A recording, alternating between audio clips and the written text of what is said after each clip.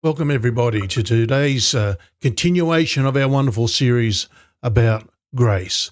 And today we're going to look at it from the angle of how grace puts the broken pieces back together. Grace rebuilds identity and brings shame healing. We need to talk about the feeling of being damaged goods. You know the feeling. You look back at your life, at the mistakes you made, the relationships that fell apart, or the years you feel like you're wasted. And you think, I know God forgives me, but I've just got too much baggage. We feel like a vase that was shattered and glued back together. Sure, it holds water now, but it still has cracks. It's fragile in the discount aisle. You might believe God can save you, but you struggle to believe He can actually use you. But I want to challenge that mindset today. What if God isn't interested in patching you up? What if He is interested in remaking you? Scripture doesn't say God uses the people who never were broken. It says He is close to the brokenhearted. Today, let's talk about how grace doesn't just hide your scars, it turns them into your greatest testimony. Can God really restore what I ruined? Forgiveness removes guilt, but grace restores identity. Many stop at forgiveness.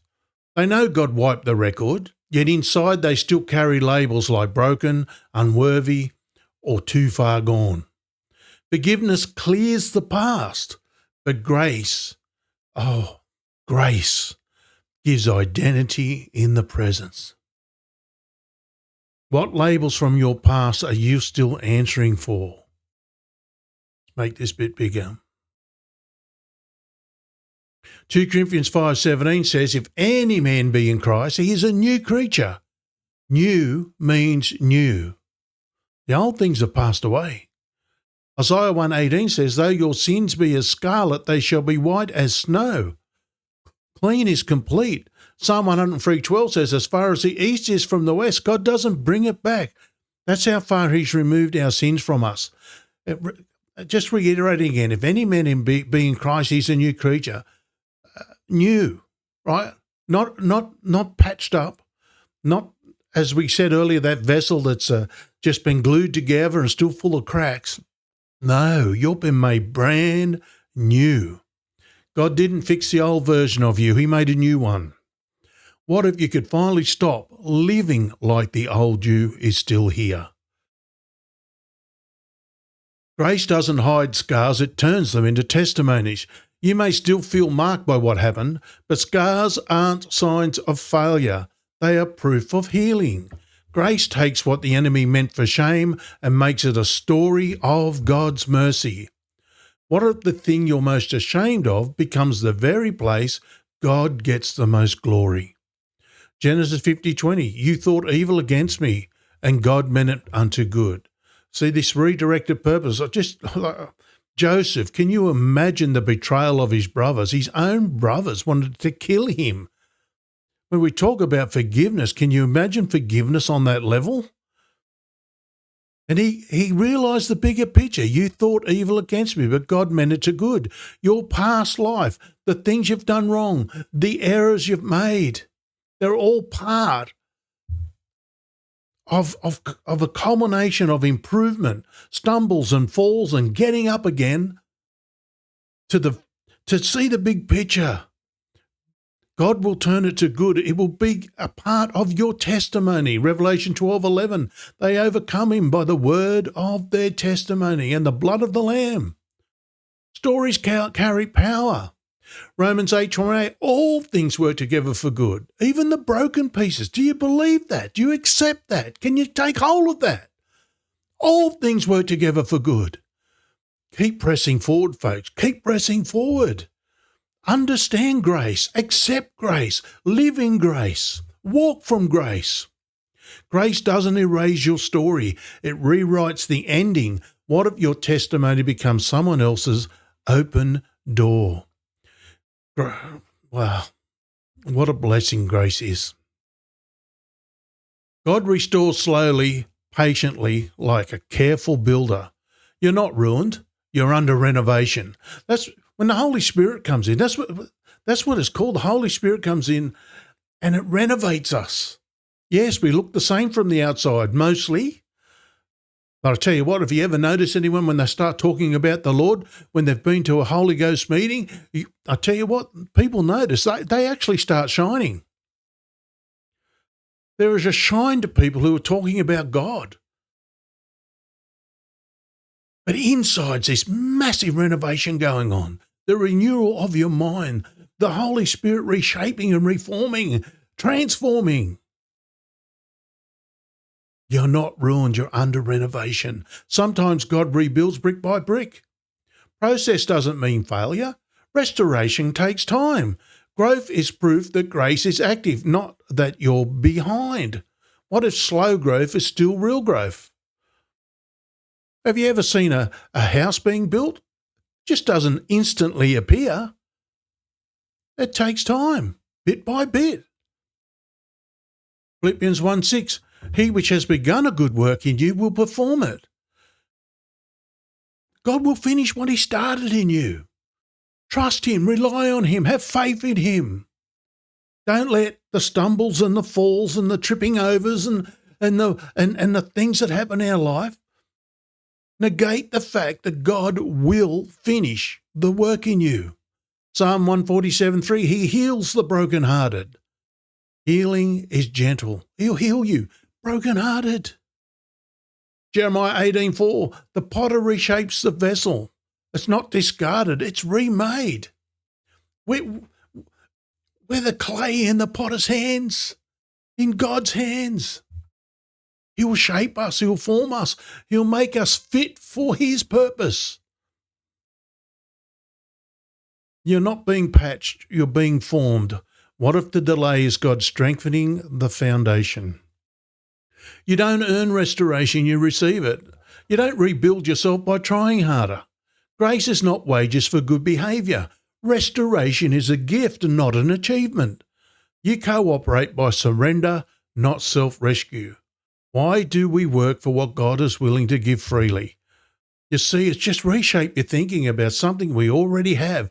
Grace has been given to us. It's not something we're trying to earn. You can't earn grace. The very meaning is unearned favour. You can't earn something that's unearned. It wouldn't be grace then. It'd be wages. It's a gift. It's all in the accepting, the trusting, the believing, in the thank you, Lord. Ephesians 2:8-9. By grace, not of works. There's no earning involved.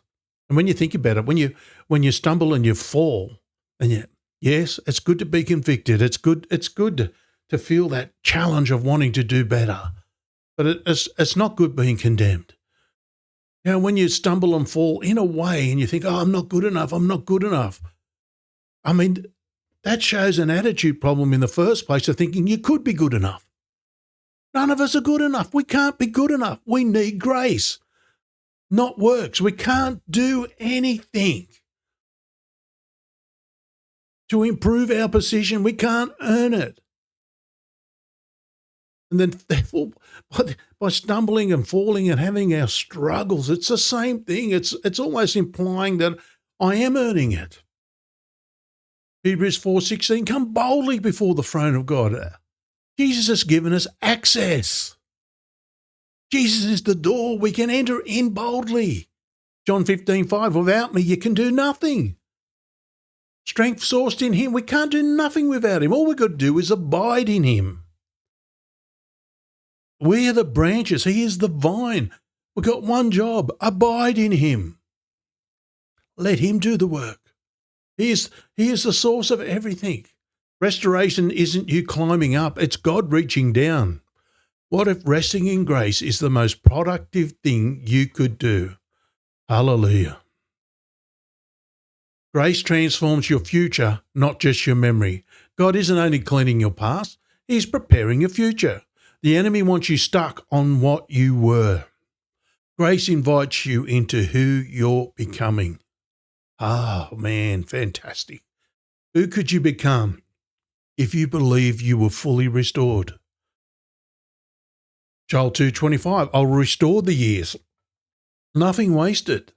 Jeremiah 29:11, plans to give you an expected end, hope-shaped future. I know my thoughts unto you, saith the Lord. My plans to give you an expected end. Isaiah 43:19, a new thing shall spring forth. God makes new paths. Just follow him. Follow him. He'll lead you into good pastures. Grace doesn't just erase pain. It builds purpose. Think how fortunate we are as children of God to have the purpose that we have. We're told we're partakers of the heavenly calling. Partakers. We get to join in. We're not sitting in the grandstand watching somebody else play the game. We're in the game. When we're told that Jesus came to give us life and that more abundantly, that word life means a more vigorous life, a lively life, an exciting life, a life full of purpose. That's the life we have when we come to God. And grace helps us build purpose. What if God is already constructing a future bigger than the past that tried to break you? Are you ready for restoration? If you're ready for restoration, not just forgiveness, grab my free Joy Reset bundle. It will help you renew your mind, rebuild your confidence, and walk into the future grace is calling you to. Tap the link in the description and start your reset today. Look, the link's in the description below this video. Absolutely free resource. You might as well avail yourself of it. I highly encourage you to do so. Thank you for watching this video. And I'll be back tomorrow as we continue this absolute beautiful series of discovering, understanding, living, and walking from the wonderful grace God has given us.